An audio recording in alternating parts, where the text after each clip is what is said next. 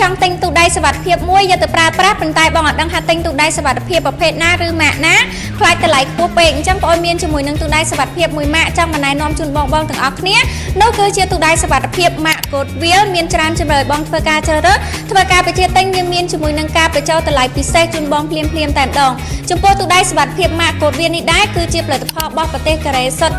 100% ជាប្រភេទទូដែលអាចការពារកម្ដៅភ្លើងបានការពារកម្ដៅភ្លើងបានរហូតដល់2ម៉ោងនៅក្នុងសីតុណ្ហភាព 1037 អង្សាសេអ្វីដែលសំខាន់ជាប្រភេទទូដៃសុវត្ថិភាពប្រើទៅដោយប្រភេទទឹកថ្នាំចុងក្រោយបំផុតរបស់ប្រទេសកូរ៉េគឺប្រភេទទឹកថ្នាំ Powder Coating ដែលអាចការពារជាមួយនឹងស្នាមឆ្កូតនិងស្នាមប្រឡាក់បានយ៉ាងល្អផងដែរអ្វីដែលសំខាន់យើងមានការធានាគុណភាពជូនបងរយៈពេល2ឆ្នាំសម្រាប់ប្រព័ន្ធសោស៊ីលីកូតនិង5ឆ្នាំសម្រាប់ប្រព័ន្ធសោបង្វិលផងដែរបើនិយាយពីទូដៃសុវត្ថិភាពដែលអាចការពារកម្ដៅភ្លើងបានយើងមានចាប់ពីទម្ងន់45គីឡូ65គីឡូ80គីឡូ100គីឡូ120 140 180 200 300គីឡូ350គីឡូ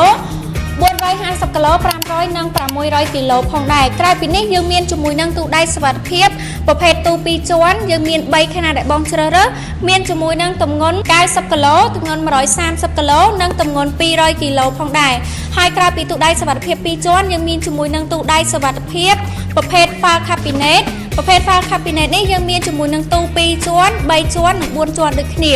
ក្រៅពីទូ File Cabinet មកយើងមានជាមួយនឹងប្រភេទទូតម្លាក់លុយមានជាមួយនឹងទម្ងន់140គីឡូនិងទម្ងន់180គីឡូដូចគ្នាក្រៅពីប្រភេទទូដែលការពារកម្ដៅភ្លើងក៏យើងមានជាមួយនឹងប្រភេទទូដៃសុវត្ថិភាពដែលអាចដាក់ជាមួយនឹងទស្សនៈសន្តាគារឬមួយក៏ដាក់ឲ្យភ្ញៀវបងប្រើប្រាស់គឺមានជាមួយនឹងទូដៃខ្នាតតូចជាងគេទម្ងន់11គីឡូមាន2ពណ៌ឲ្យបងជ្រើសមានជាមួយនឹងពណ៌ខ្មៅពណ៌ស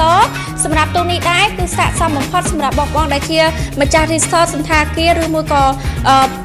បងទិញយកទៅប្រើប្រាស់ប្រចាំថ្ងៃក៏បានដែរអញ្ចឹងសម្រាប់បងចង់បានតម្លៃពិសេសចង់បានទូដៃដែលមានគុណភាពខ្ពស់អាចទំនាក់ទំនងមកខាងក្រុមហ៊ុនយើងបានតាមរយៈលេខទូរស័ព្ទដែលខាងបងបានដាក់នៅក្នុងវីដេអូឬមួយក៏បងឆាតចូល page ក៏បានដែរអញ្ចឹងសម្រាប់វីដេអូនេះដែរគឺមានតែប៉ុណ្្នឹងទេអរគុណ